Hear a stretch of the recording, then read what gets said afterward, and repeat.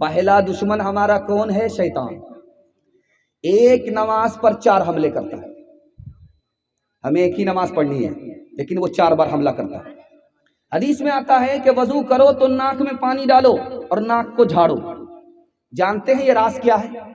آپ وضو کرتے ہیں، ناک میں پانی ڈالتے ہیں اور اس کو جھاڑتے ہیں۔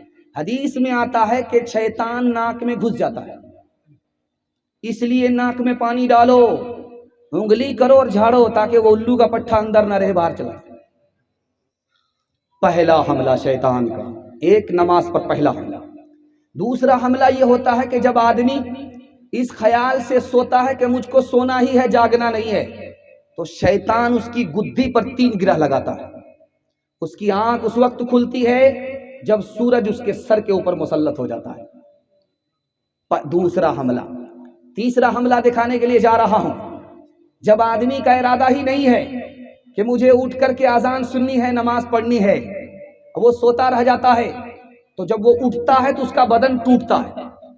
آپ دیکھیں گے پورا بدن ٹوٹ رہا ہے، ایسا لگ رہا ہے کہ پتھر کے نیچے دبا ہوا تھا اور پتھر سے کھینچ کر کے اس کو نکالا گیا ہے۔ اتنا بدن بھاری لگتا ہے۔ جانتے ہیں کیوں؟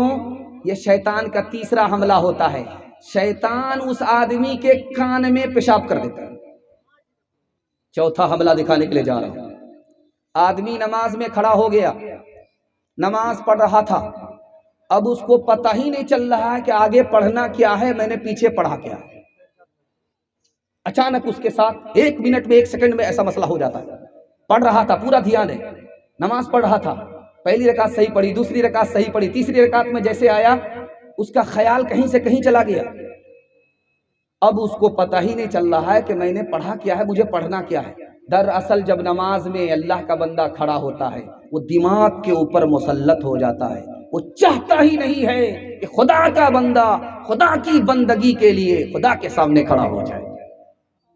ایک شیطان، ایک نماز اور 4 بار حملے۔ دوسرا دشمن ہمارا کون ہے؟ یہ نفس ہے۔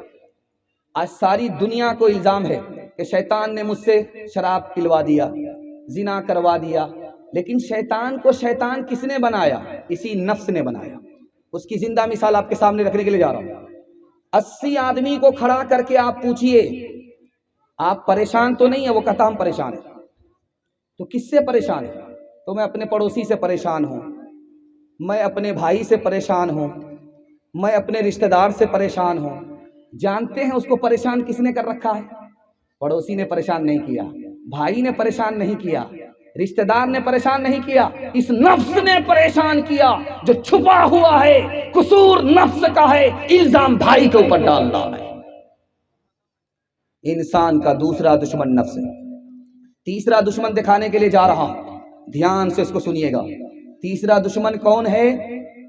نامحرم عورت ہے، اجنبی عورت ہے، فیس بک کی لڑکی ہے، واٹس ایپ کی لڑکی ہے، لڑکا کو فون کی، پاگل بنا دیا، لڑکا اس کے پیچھے پاگل ہے۔ لڑکی کو پتا تھا یہ لڑکا مالدار ہے، اکاؤنٹ بیلنس کا مالک ہے، وہ شادی کا جھانسا دیتی ہے، اس سے نکاح کر لیتی، یہ پاکٹ مار لڑکی سے نکاح کرتا ہے، باپ کی پسند کے خلاف، ماں کی پسند کے خلاف، رشتہ دار کی پسند کے خلاف، اس نے جھانسا دیا شادی کا، اکاؤنٹ بیلنس کی مالک ہو گئی، دکان مکان کی مالک ہو گئی، اس کے بعد پیٹھ پر لات مار دیا۔ یہ دھوبی کا گدھا، نہ گھر کا رہا نہ گھاٹ کا رہا۔ تیسرا دشمن یہ اجنبی عورت ہے۔ چوتھا دشمن دکھانے کے لیے جا رہا ہوں، بیوی ہے اور بچے۔ آپ کہیں گے وہ کیسے؟ آدمی کنجوس بنتا ہے بیوی کی وجہ سے، آدمی کنجوس بنتا ہے بچے کی وجہ سے، آدمی حرام کماتا ہے بیوی کی وجہ سے، آدمی حرام کماتا ہے بچے کی وجہ سے۔ بچوں نے تانا مارا، تم تو کہیں کے نہیں ہو، دنیا کہاں سے کہاں پہنچ گئی، تم تو کنگال ہی رہے، دوسرے لوگ مالا مال ہو گئے۔ اب اس نے آنکھ بند کر کے کمانا شروع کیا، حلال کو دیکھا نہیں، حرام کو دیکھا نہیں، بال بچے کی محبت میں حرام کما رہا ہے، لوٹ کر کے لا رہا ہے، کوٹ کر کے کھلا رہا ہے۔ اب میں آپ کو بتانے کے لیے جا رہا ہوں، آدمی جہنم کس کی وجہ سے جائے گا؟ حدیث کہتی ہے بیوی کی وجہ سے، بچے کی وجہ سے۔ نیکی کر کے تو گیا تھا، لیکن ساری نیکی برباد کس نے کر دیا؟ بیوی نے۔ نیکی تو کر کے گیا تھا اللہ کے پاس، ساری نیکی برباد کس نے کر دیا؟ بچے نے۔ اس لیے میں ہاتھ جوڑ کر کے آپ لوگوں سے کہتا ہوں، دوسرے کی دنیا بنانے کے لیے اپنی آخرت برباد نہیں کریں گے۔ ہاتھ اٹھائیے انشاءاللہ۔ بیٹا کی شادی فری میں نہیں کریں گے، ہاتھ اٹھائیے انشاءاللہ۔ یہ ذرا دیکھیے، ایک دیار تھا، دودھ میں وہ پانی ملاتا تھا، دودھ میں پانی ملا کر کے وہ بازار جاتا تھا، بیچتا تھا، اور قسم کھاتا تھا کہ میں دودھ میں پانی نہیں ملاتا ہوں، اللہ کی قسم کھاتا ہوں، دودھ میں پانی نہیں ملاتا ہوں۔ ایک دیکھنے والے نے دیکھا کہ ارے اللہ کا بندہ، میں نے تو آنکھ سے دیکھا ہے تم کو دودھ میں پانی ملاتے ہو، تو وہ کہتا کہ میں غلط کہاں بولا، میں پانی میں دودھ ملاتا ہوں، دودھ میں پانی نہیں ملاتا۔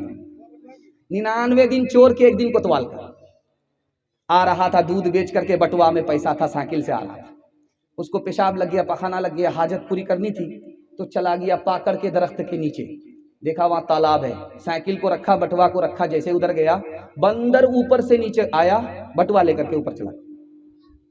اب وہ آیا جب حاجت پوری کر کے تو دیکھ رہا آنکھ بند ڈبہ گائے، بٹوا تو ہے ہی نہیں۔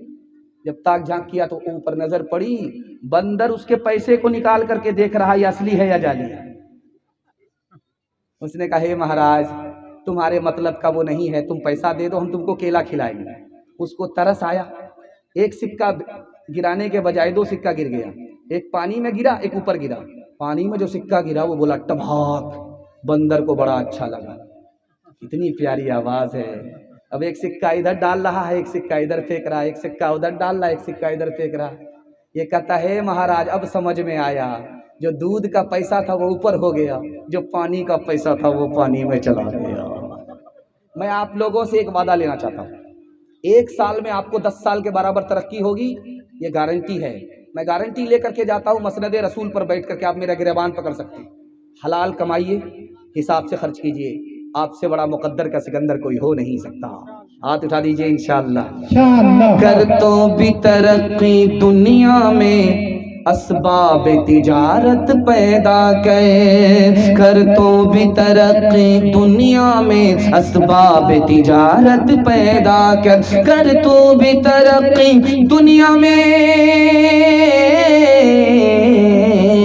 کر تو بھی ترقی دنیا میں اسباب تجارت پیدا کر، قارون کی دولت ٹھکرا دے عثمان کی دولت پیدا کر، قارون کی دولت ٹھکرا دے عثمان کی دولت پیدا کر، تو بدیا لا دے بیل بھرے جو پورب پچھم جائے گا، یا سود بڑھا کر لائے گا یا ٹوٹا گھاٹا پائے گا، قذاق اجل کا رستے میں جب بھالا مار گرائے گا، دھن دولت ناتی پوتا کیا،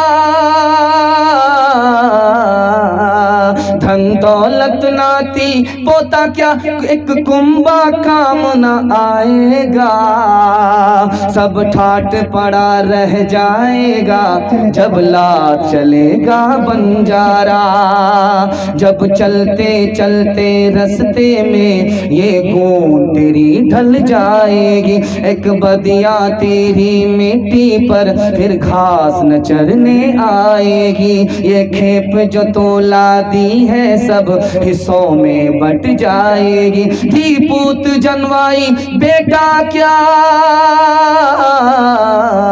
دھی پوت جنوائی بیٹا کیا، بنجارن پاس نہ آئے گی، سب ٹھاٹ پڑا رہ جائے گا جب لات چلے گا بنجارا۔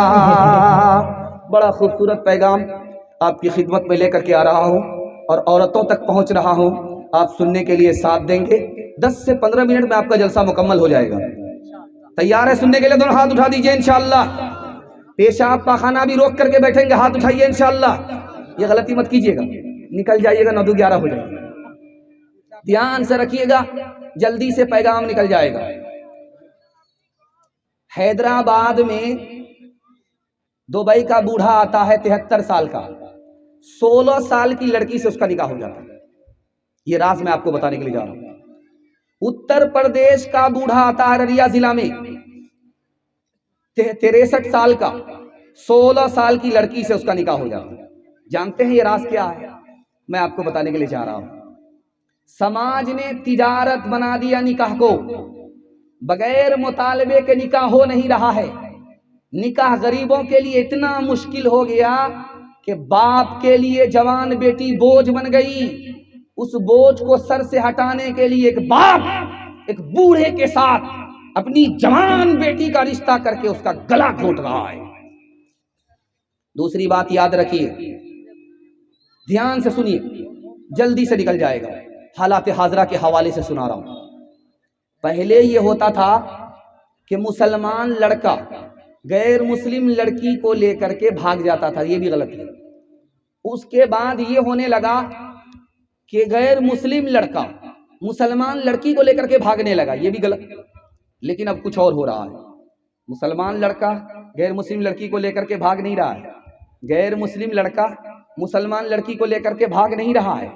اب یہ ہو رہا ہے کہ مسلمان لڑکی خود غیر مسلم لڑکے کو لے کر کے بھاگ رہی. ہزاروں میں سینکڑوں میں نہیں, لاکھوں میں 3 لاکھ لڑکی ابھی تک مسلمانوں کی غیر مسلم لڑکے کو لے کر فرار ہو چکی ہے. جانتے ہیں اس کا کیا نقصان ہے؟ یہ کیوں ہو رہا ہے؟ یہ 3 وجہ سے ہو رہا ہے. پہلی وجہ یہ ہے کہ باپ نے اپنی جوان بیٹی کی فرمائش رکھی, اسکرین ٹچ موبائل ہاتھ میں دے دیا, اور ماں باپ بے خبر ہو گئے یہ کس سے بات کرتی ہے, کہاں آ رہی ہے, کہاں جا رہی ہے. اسی کا نتیجہ ہے کہ غیر مسلم کے ساتھ بھاگ گئی.